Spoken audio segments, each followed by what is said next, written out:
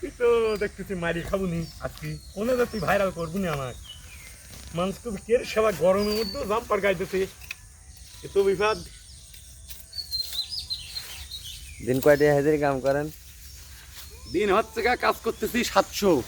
700 হাজিরি 700 নিচে হাজিরি নেই গরমের মধ্যে কাম করা যাচ্ছে? গরমের ভিতরে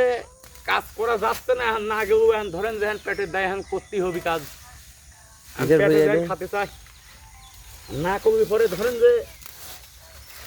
এগুলা মনে করেন যে পেটে খাইতে চায় ওষুধ পানি লাগে এই তো হচ্ছে সমস্যা